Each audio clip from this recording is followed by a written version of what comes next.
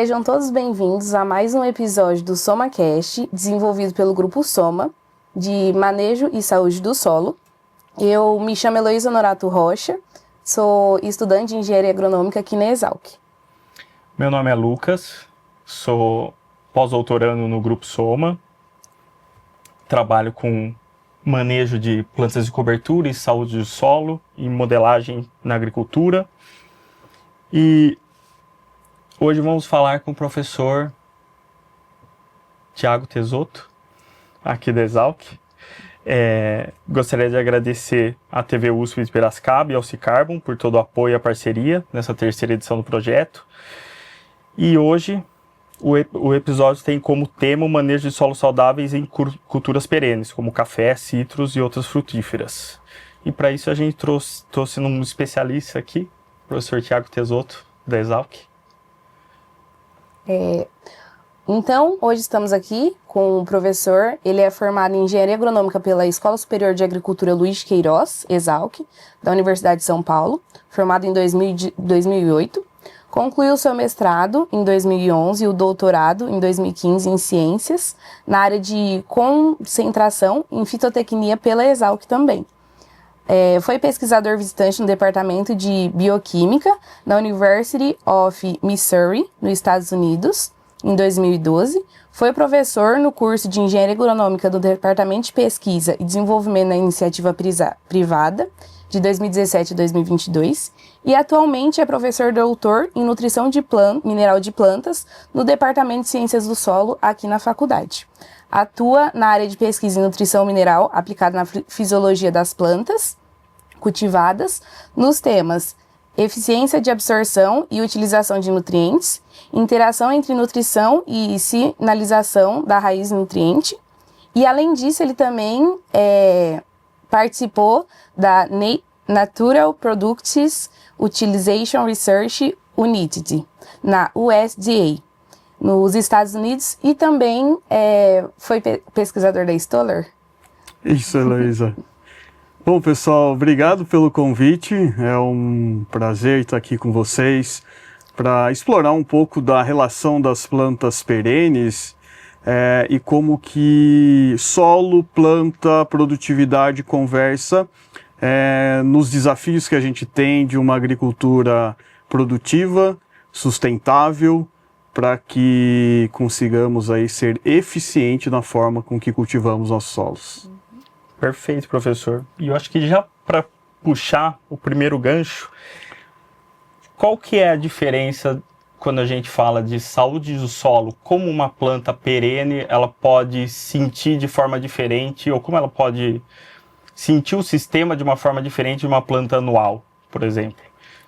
Bom, o desafio da cultura perene é que uma vez eu implantado o meu sistema produtivo, ele tem uma longevidade de 15, 20, 25, 30, 45 anos, então já visitei algumas áreas de café na região vulcânica de Poços de Caldas, que você tem lavouras produtivas de 45, 50 anos.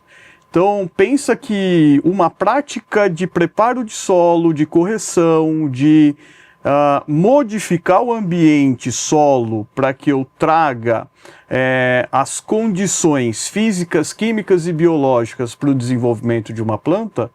Quando eu olho para a planta anual, eu tenho a possibilidade de renovar isso 2 vezes por ano, 3 vezes por ano, dependendo do ciclo da minha cultura, mas quando eu caminho para uma cultura perene, isso vai ficar de forma intacta, pensando em reenvolvimento físico, a longo prazo. Então, as estratégias que eu desenho planejando uma cultura perene, ela tem que ser muito mais voltada a longo prazo do que eu tenho as condições de, numa cultura anual, muitas vezes, entrar, modificar, e aí traz a desvantagem da cultura anual. Porque se o produtor vê que ele está perdendo produtividade, que aquele sistema que ele está entrando não tem entregado a sua expectativa, ele volta. Então ele entra com uma operação de revolvimento de solo, ele tem a possibilidade de restartar o sistema, e o longo prazo que precisamos para construir todos os parâmetros de saúde de solo, em perenes é muito mais fácil, porque eu não entro. Em anuais, eu tenho que sempre estar convencendo o produtor que é uma visão de longo prazo, e aí ele tem a facilidade operacional de resetar, ou de entrar, ou de modificar esse sistema com maior frequência. Acho que essas são as duas grandes diferenças quando a gente olha para perene e anual num sistema saúde solo. Uhum. E, professor, puxando o gancho sobre, o senhor falou sobre as condições químicas, físicas, biológicas, historicamente o Brasil focou na química do solo, né? É o que a gente tem ao longo da história focado para entender melhor, foi as primeiras variáveis que a gente começou a entender. E como você vê que os outros componentes físico e biológico podem influenciar também na saúde do solo, pensando em plantas perenes, né? Como eles são importantes também? Como que a planta pode responder fisiologicamente, uma planta perene, a esses indicadores? Legal esse ponto, Lucas, porque puxando aí pela nutrição, em que a gente tem a tradução de uma lei na forma de um barril, que é a lei do mínimo ou a lei de Liebig, em que o fator ou mais limitante do sistema é aquele que está em menor quantidade ou disponibilidade. Muito do que a gente corrigiu na abertura de solos de cerrado, principalmente com o avanço da agricultura em regiões em que eu tinha acidez, que eu tinha disponibilidade de zinco, boro muito baixo, teores de fósforo muito indisponível ou baixos nessas condições, foi tentar ou corrigir os fatores que eram mais limitantes. Só que ao passar do tempo, a gente começou a observar que somente elevar fertilidade e olhar para o aspecto químico, ele deu um salto em produtividade, o que explica a gente chegar até aqui, mas ele não é suficiente para manter ou proporcionar ganhos em produtividade.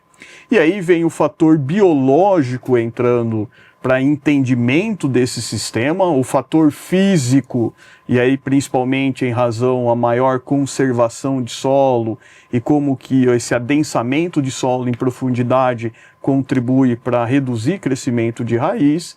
Então, os fatores, e aí a gente chama, né, fertilidade biológica, fertilidade física, para complementar esse tripé físico, químico e biológico, para que eu consiga ter um solo responsivo ao passo que a gente caminhou para a evolução de melhoramento genético, materiais mais produtivos, mais exigentes em fertilidade, e aí então aumentar a dose de adubo não é suficiente para eu aumentar a produtividade.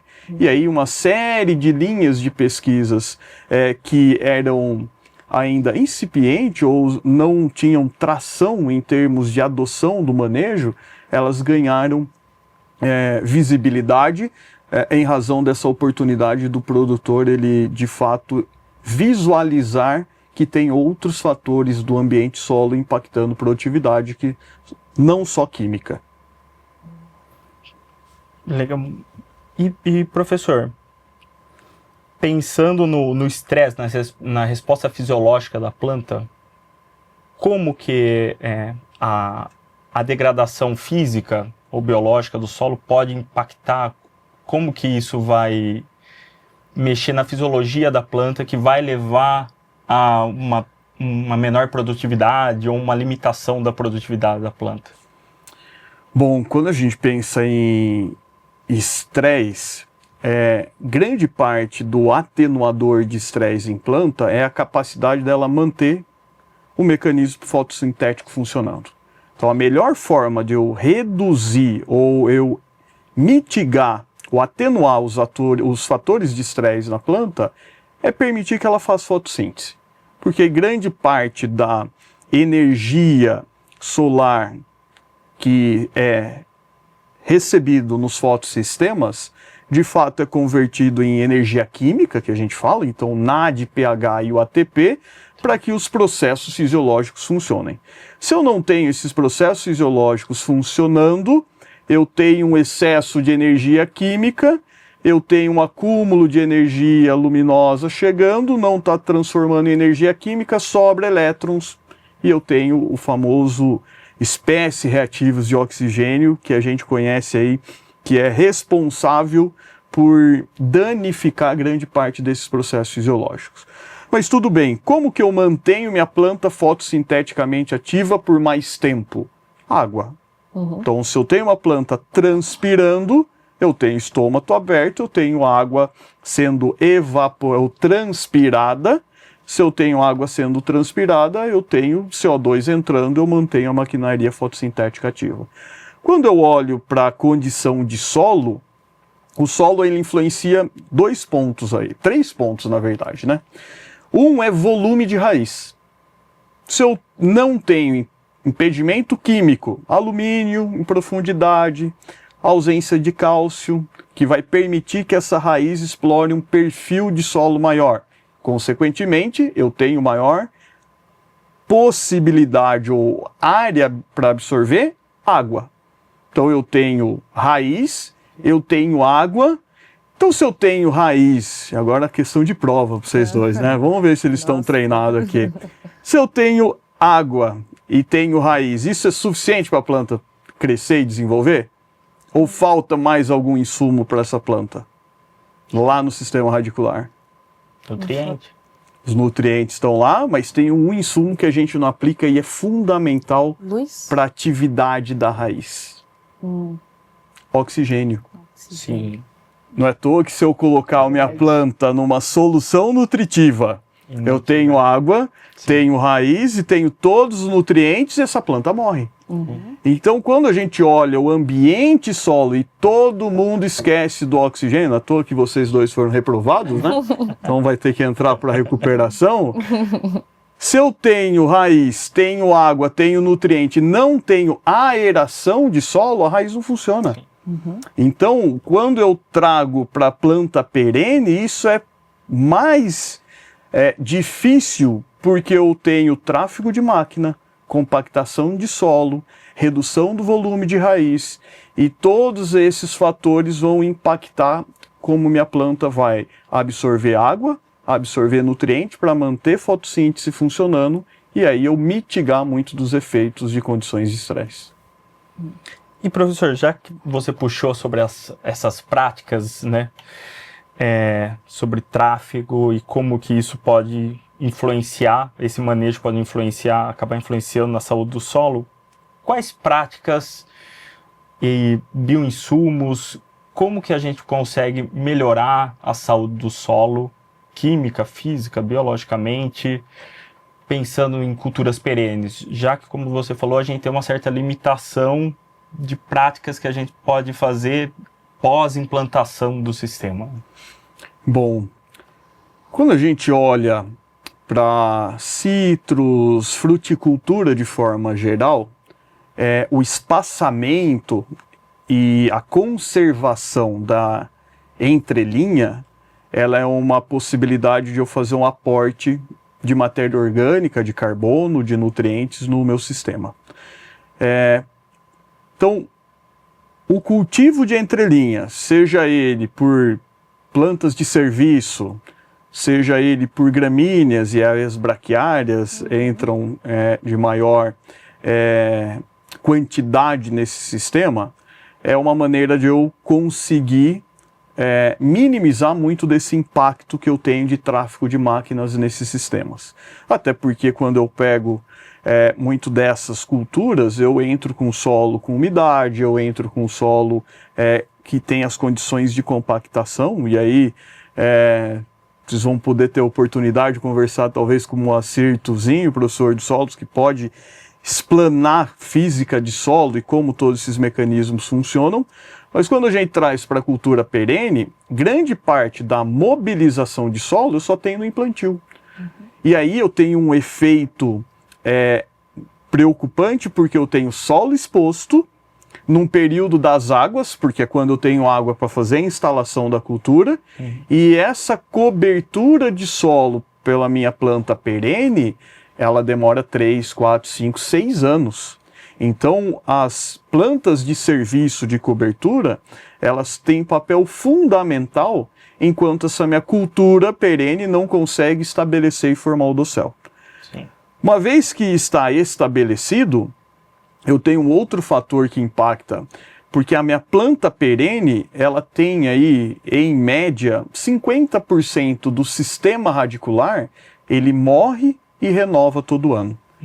Então eu tenho que garantir que na projeção da copa dessas plantas, eu não tenha acidez, não tenha alumínio, não tenha compactação, para que essas raízes que renovam, ela tenha volume e isso aumente a eficiência de absorção de água e dos nutrientes. E aí uma série de estratégias a gente pode utilizar. Primeiro é a descompactação de solo na projeção da copa. Porque pensa que eu tenho uma muda na linha, então o trator está passando ali 1 metro, meio metro de distância dessa muda, mas depois eu vou formar uma copa de árvore que pode ter 2 metros, 3 metros de diâmetro. Então muito daquela compactação ficou na projeção da copa.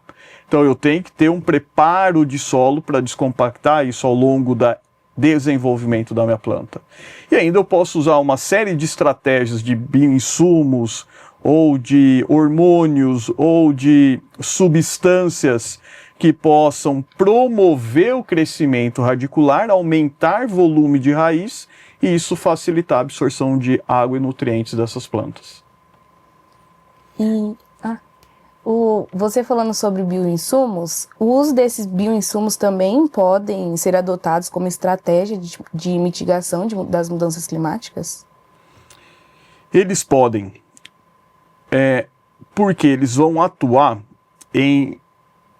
Quando a gente pensa em volume de raiz, tem alguns estudos que mostram que até 30%, 40% do carbono fixado via fotossíntese, ele é exudado via sistema radicular.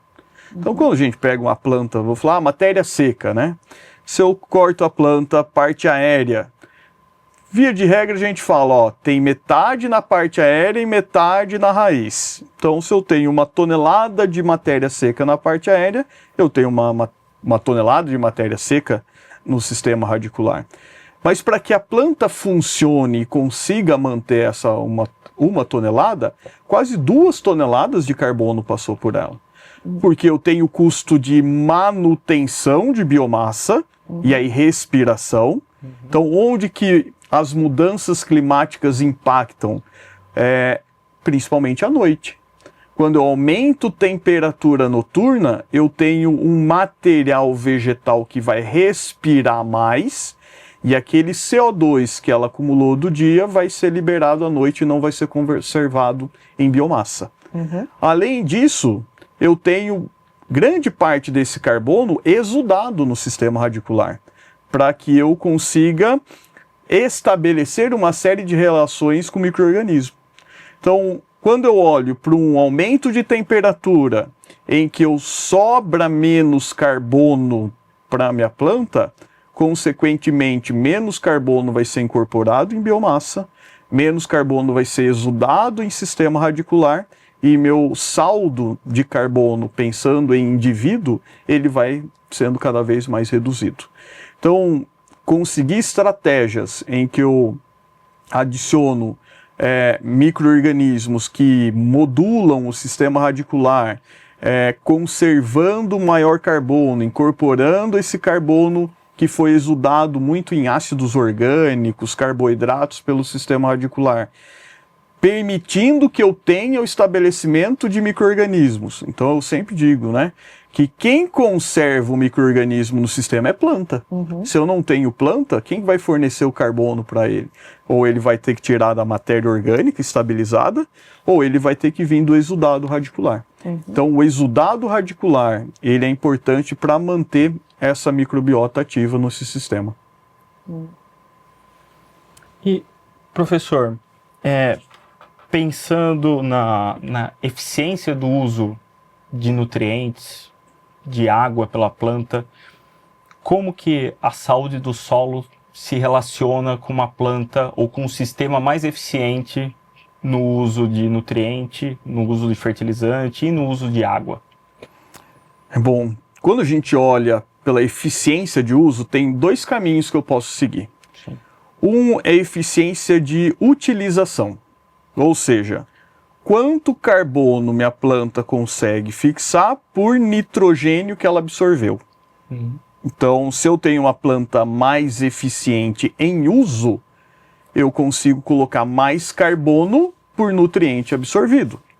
Mas tem uma outra eficiência que a gente chama eficiência de aquisição, que é a absorção do nutriente no solo.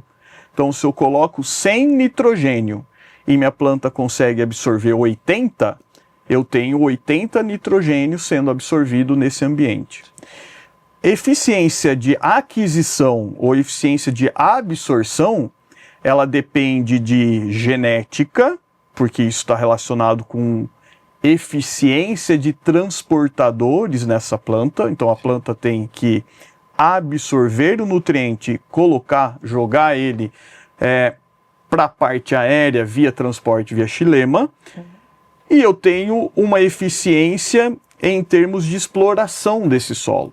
Então, quando eu trago para solos que eu tenho qualidade em termos químicos, físicos e biológicos, obrigatoriamente eu permite que eu explore um volume de solo maior, e aí eu posso explorar esse solo por duas diferentes formas.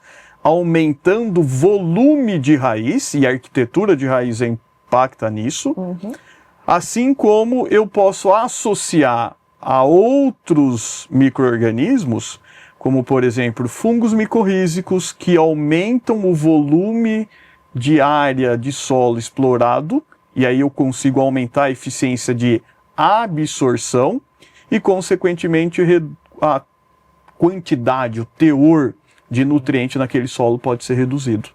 Então, olhando pelo ambiente solo, tanto promover volume de raiz ou garantir que uma série de micro-organismos, principalmente os fungos, infectem minha raiz e explorem, aumente o volume de solo explorado através das hifas, e aí tem uma série de trabalhos em micorrizas mostrando que aumenta a absorção de água, aumenta a absorção de nutrientes, nitrogênio, fósforo, e inclusive evita excesso de metais pesados, metálicos no solo, então excesso de cádmio, excesso de zinco, de cobre, essas micro-organismos que formaram uma simbiose, né? Uma associação micorrízica endofítica, conseguem modular a absorção. E isso depende do quão qualitativo meu solo permite que essas reações ou essas relações aconteçam. E, professor, você comentou sobre esses metais que podem ser tóxicos para a planta, dependendo da concentração, alguns nutrientes, alguns podem ser mais tóxicos. Como que bioinsumos, eu vi que o senhor tem uma pesquisa sobre isso, como alguns bioinsumos ou fertilizantes, organominerais, ou algumas práticas, elas podem ajudar no sistema, né? Porque isso está diretamente relacionado com a saúde do solo, né? Com o potencial que a planta tem de crescer e absorver os nutrientes no sistema. Bom ponto para ser explorado, Lucas, porque quando a gente pensa, a planta ela não só absorve o que a gente analisa, né? Então assim, a gente fala, o que tem na planta? Carbono, hidrogênio, oxigênio, NPK, cálcio, magnésio, enxofre, boro, cobre, ferro, manganês, molibdênio, níquel, zinco. Então a planta só tem isso na sua composição? Não. Quando eu vou olhar a composição química da planta, eu vou encontrar metais, eu vou encontrar terras raras, eu vou encontrar uma série de outros elementos que estão em solução, mas eu não monitoro porque ele não tem uma função fisiológica ou agronômica. Quando eu vou para áreas contaminadas, a planta vai absorver. porque muito dos transportadores, ou seja, das portinhas que fazem esses nutrientes entrarem, também entra zinco, mas entra cádmio. E isso faz com que elementos não desejáveis eles caminhem para o alimento e isso cai na alimentação e tem um impacto em qualidade.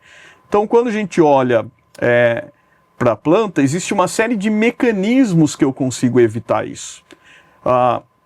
Um desses mecanismos é a planta exudar compostos quelatos que conseguem reduzir a disponibilidade desses metais na rizosfera. Então, eles estão lá, mas estão complexados, protegidos e a planta não consegue absorver. Uma outra mecanismo da planta, ela absorve, mas ela tem estruturas dentro da planta que ela consegue guardar esses elementos sem prejudicar seu desenvolvimento, que acontece muito com as plantas acumuladoras. Então ela consegue absorver o metal, alocar o metal, mas isso não impacta só o acúmulo de biomassa, porque a planta esses elementos não estão interferindo nos processos fisiológicos.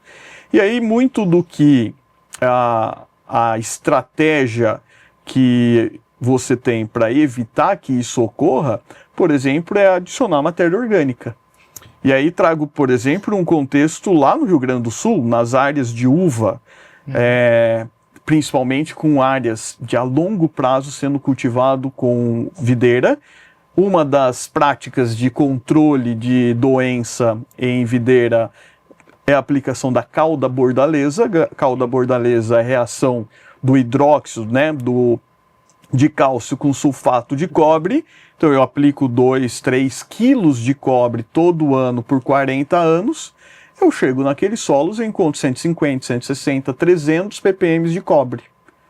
Poxa, mas por que ele não intoxica a minha planta? Porque eu tenho um volume de raiz que explora um perfil de solo que aquele cobre superficial não interfere pelo volume.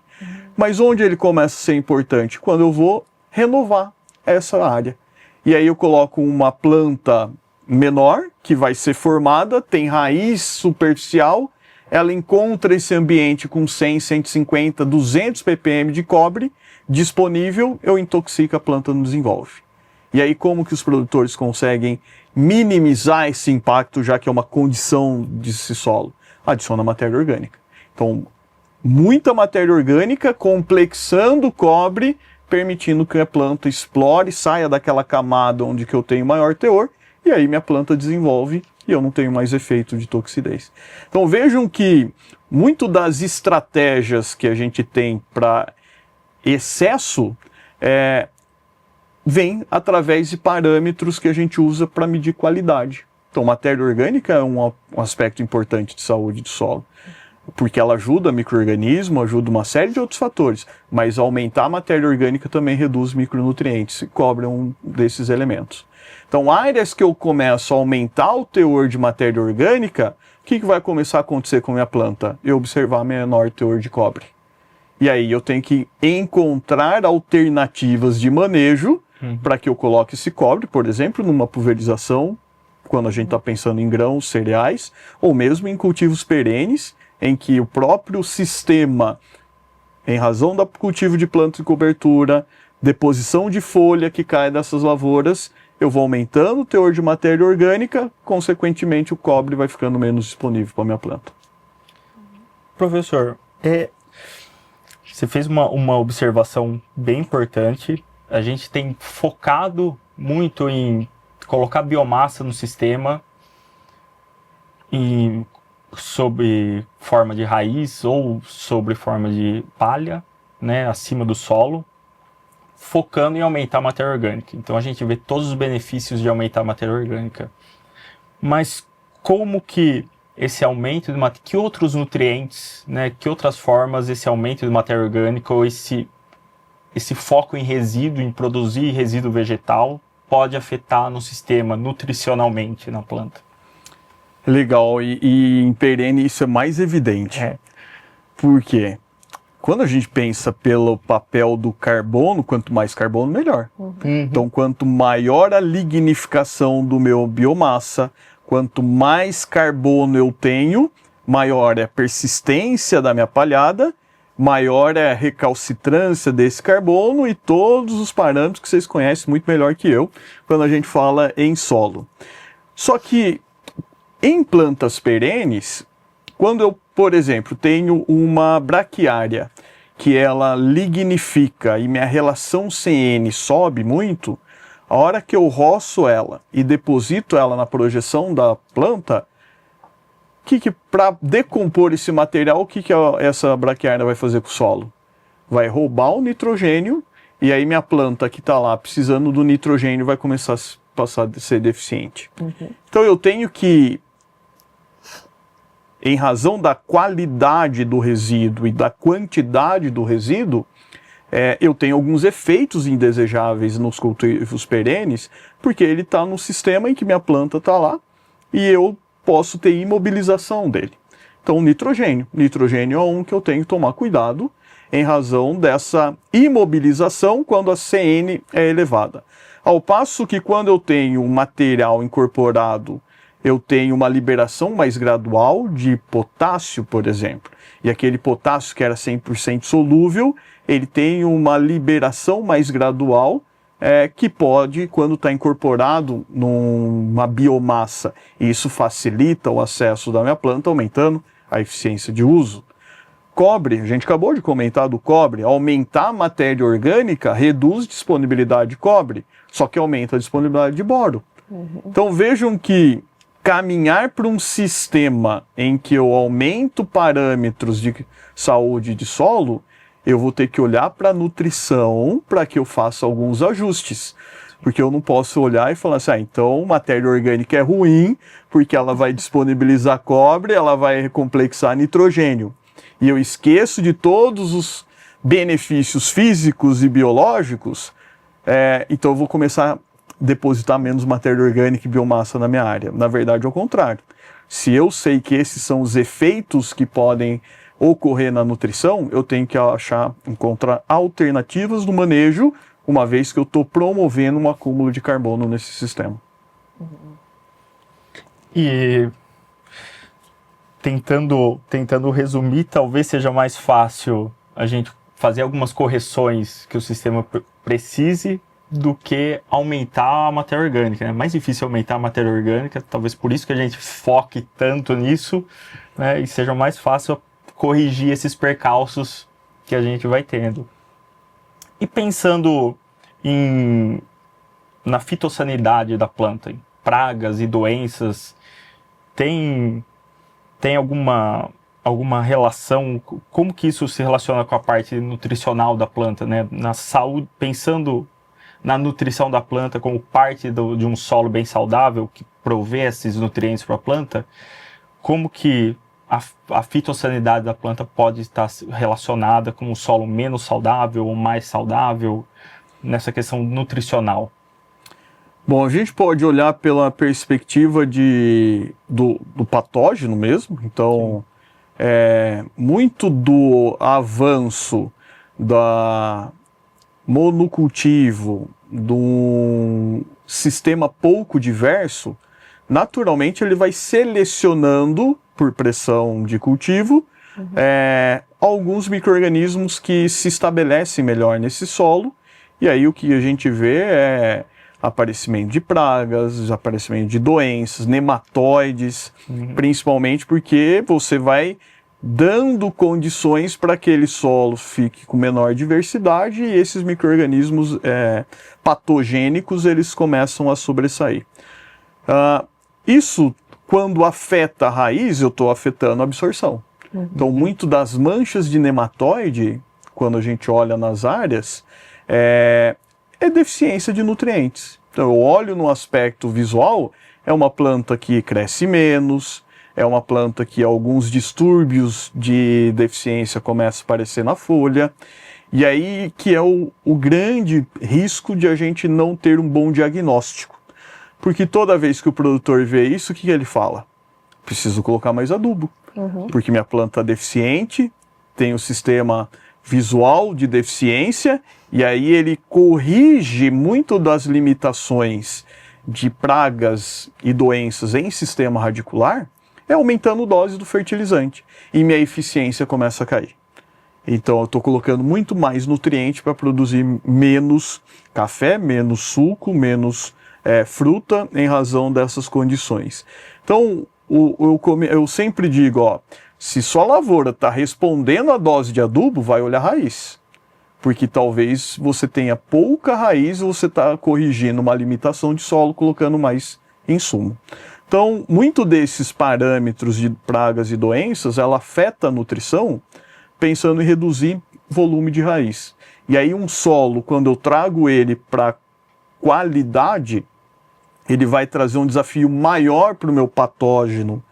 E aí eu tenho uma planta que o patógeno está lá, só que ele está num ambiente muito menos favorável, e isso minha planta consegue desenvolver, ser eficiente na absorção de nutrientes sem que aquilo cause dano. Então, muito das sistemas de recuperação de solo, de introdução de matéria orgânica, ele visa dificultar a vida desses patógenos.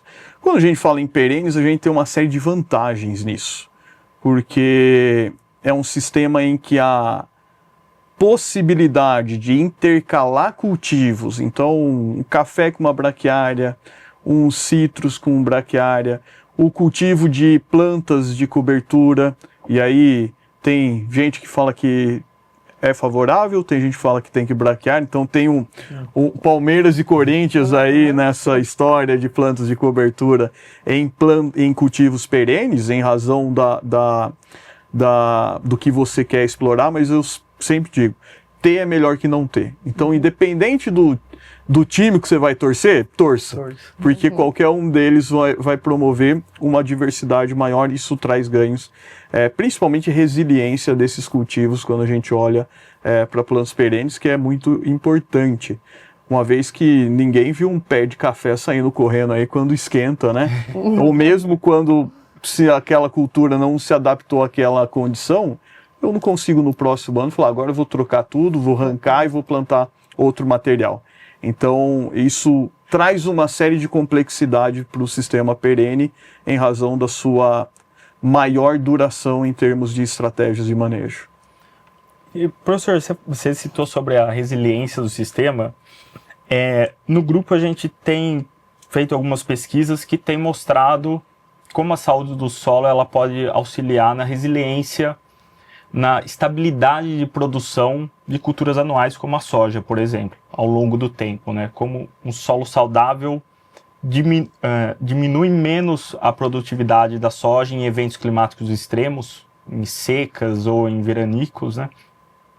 E você acha que existem pesquisas sobre isso em culturas perenes, em café, em citros? O senhor acha que essa resposta ela pode ser similar, essa resposta que a gente vê na soja, nessas culturas perenes também? Eu acredito que, pensando em resiliência solo, a resposta é para ser semelhante. Qual que é a dificuldade? É captar isso em produtividade. Então, só para a gente entender a complexidade quando a gente fala de café. Planta de café, para eu, de fato, ter um dado com qualidade e publicável, eu preciso ter pelo menos 4 anos medindo produtividade para falar que aquilo que eu estou fazendo está no caminho certo. Então, perenes, em razão da sua dificuldade em sistemas, a obtenção de dados científicos ela é um pouco mais demorada. E aí, alguém que chega para uma iniciação científica, um mestrado, mesmo doutorado, né, não dá para ele monitorar. Então ele tem que pegar alguns sistemas que já estão sendo conduzidos dessa forma, e muito da dificuldade é que a gente não tem cultivos perenes sendo mais conduzidos de maneira tradicional. Ou seja, que era feito antigamente, que era rua limpa. Então eu tinha que, praticamente dava para varrer a entrelinha dos cultivos perenes, porque a gente enxergava que a matocompetição era muito importante. E aí, culturalmente, isso foi demonstrando a importância de retenção de água, aumento de matéria orgânica, aumento da disponibilidade de nutrientes. Então hoje já é comum a gente observar na maioria dos cultivos perenes solo coberto. Então essas condições desse ambiente, ele é muito mais estável quando a gente compara com cultivos anuais. Qual que é o desafio quando a gente fala em cultivo perene? Eu conseguir aprofundar essa raiz o máximo possível, que aí é onde que eu vou conseguir resiliência. Então, o desafio do ambiente químico ainda em profundidade, na onde a minha planta está, já que eu não consigo cultivar nada embaixo da projeção, ele ainda é um desafio que a gente tenta explorar, pensando em trazer resiliência para esses cultivos. Falando nessa dificuldade que a gente tem na academia de estudar por ser perene, né, ser a longo prazo, como você vê para a gente passar isso para o produtor? Mostrar que um solo mais saudável vai auxiliar ele na produção dele, caso tenha um evento extremo lá na frente. Muito de papel de extensão. Então, produtor ele tem que ver para crer. Então, montar vitrines. Então, papel de cooperativa nesse sistema é muito importante quando a gente fala de café. Para que eu consiga atingir pequenos e médios produtores. Então, ele precisa ver que um talhão que foi manejado, que teve todo um ambiente preparado, numa condição extrema, ele sobreviveu, ou ele produziu mais, ou perdeu menos. Então, essa questão de resiliência. Então, muito do treinamento, do extensão, e tem uma série de cooperativas que fazem isso de forma muito eficiente para convencer. Quando eu vou para os grandes grupos, eles já entendem que isso é importante. E aí, muito atrelado à qualidade do produto, forma com que ele vai colocar esse produto no mercado. Então, muitas vezes, ele nem está preocupado com aumentar a produtividade, mas acessar mercados que todo esse conceito é valorizado. Então, café tem um papel importante nisso, em razão dos consumidores. Suco de laranja, em razão de alguns compradores nossos, também exigem que eu tenha a cadeia toda rastreada para pegada de carbono, práticas que conservam biodiversidade, matéria orgânica, saúde de solo. E aí isso entra como mais uma estratégia comercial do que de fato ele entender que isso está agregando produtividade ou não. Então tem diferentes formas de eu acessar o produtor. Ou mostrando que de fato ele não vai perder produtividade, ou mostrando que nessa condição ele vai ser remunerado melhor. E aí ele vai buscar essas práticas para ser executadas. O que dificilmente a gente vai conseguir é ser bonito, né? É bonito. Tá, mas se não for sustentável para o produtor, economicamente, ele fala, ok, vou colocar essa foto num quadro e vou deixar lá, porque de fato é bonito. Então, o papel da extensão, ele entra muito forte em traduzir muito do que a gente escreve nos artigos científicos, né? Então, o produtor nenhum lê paper. Então, a gente precisa de traduzir isso de forma com que ele perceba que ele tem onde caminhar para sobreviver naquela atividade. E, professor, você comentou na resposta anterior sobre a construção do perfil em profundidade, agora sobre a extensão e a importância do papel da extensão. E para finalizar, eu gostaria de perguntar quais são outros desafios ou mais desafios que o senhor vê para englobando saúde de solo e o manejo dessas plantas perenes a longo prazo. Como que o senhor acha que alguns desafios e como que a gente poderia resolver esses desafios a longo prazo na extensão? O que está faltando a gente analisar, ou o produtor, ou o consultor, ou o pesquisador? O que está faltando a gente olhar no solo, talvez, para levar essa resposta para o produtor? Bom, eu acredito que o produtor ele tem que enxergar o solo como patrimônio. E ele tem que conhecer quanto que vale o patrimônio dele. Então, o custo da terra não pode ser simplesmente pelo custo imobiliário, né? Uhum. Então, quanto que vale um hectare? Mas e um hectare com solo saudável? Quanto que isso é perceptível para o produtor? Porque isso traz uma relação de patrimônio para ele. Então, tem muita oportunidade de a gente trabalhar essa mentalidade para que ele enxergue solo como patrimônio e não simplesmente só a terra com valor monetário. Então, se eu tenho um solo com parâmetros, né, de usar o kit soma para avaliar a saúde do solo e falar, ó, esse solo é saudável, esse solo não é saudável, espera-se que no futuro isso valorize ou tenha valor diferente em termos de valor daquela terra. Então, acho que é um caminho. E o outro ponto, quando a gente comenta em o que poderia trabalhar solo para que a gente consiga entregar mais valor a esse agricultor,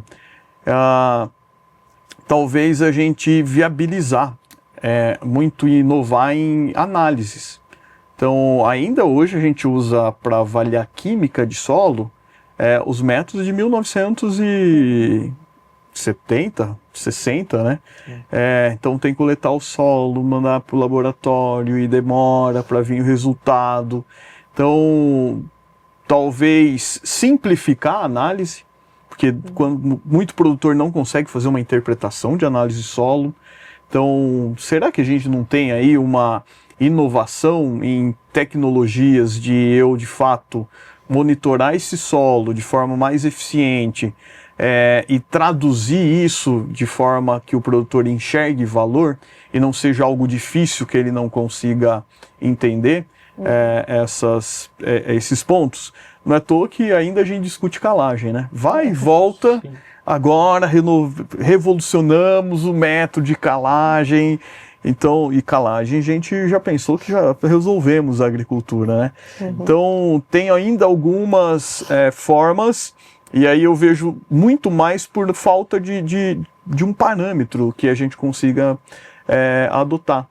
As enzimas de solo, fizemos grande avanço nisso, mas ainda eu não tomo decisão. Ela é mais qualitativa. Então, é um solo que tem ou não tem? Mas se tem, o que eu faço? Eu posso reduzir nitrogênio, eu posso reduzir fósforo? O que eu faço de manejo nesse solo? Então, acho que o próximo passo é que a gente encontre indicadores que permitam eu alterar manejo para que, de fato, isso seja tangível e o produtor ele consiga ver que investir na saúde do solo está impactando ele em redução ou otimização de outros pontos e isso ser visualmente e numericamente que ele consiga observar. Então, assim, toda vez que dói no bolso ou entra uma onça no bolso, né, que é um dinheirinho, o produtor ele fala, poxa, agora isso é importante para mim. Sim. Então, a gente tem aí um desafio grande nesse ponto. Muito bom. Então, estamos chegando ao final da nossa conversa. Quero agradecer ao professor Thiago Tesoto por ter aceitado o convite para participar do SomaCast. Agradecer também à divisão de comunicação da Exalc e ao Cicarbon pelo apoio à realização dessa terceira edição do projeto. E antes de mais nada, queria convidar quem está nos ouvindo e assistindo a seguir as redes sociais do Soma, tanto no LinkedIn quanto no Instagram e no nosso site, que é exalcsoma.com. Lá a gente dissemina informação científica e os artigos produzidos pelo grupo. Eu gostaria de agradecer mais uma vez e pela presença. O papo foi muito bom, professor, e gostaria de saber se você tem algumas considerações finais. Eu que agradeço o convite aí do pessoal do Soma para trazer de fato um contexto de como nutrição, fisiologia também conecta, né, a saúde do solo. E espero ter despertado em você, que também. Nutrição é importante, né, gente? Não só saúde do solo, mas se eu tiver um solo saudável sem uma planta produtiva em cima, não adianta nada. Então, conectar todas essas vertentes, todas essas frentes, talvez seja o diferencial do profissional do futuro, né? Não adianta só entender de solo, só de nutrição, só de praga, só de doença. No contexto, todo mundo tem que conversar e entender essa transversalidade que a gente fala muito. Então, eu fico feliz pelo convite e espero aí ter despertado um pouco de como que nutrição e fisiologia impacta ou interage com saúde do solo. Tá certo. Obrigada. Muito obrigado, professor. Então, até o próximo episódio.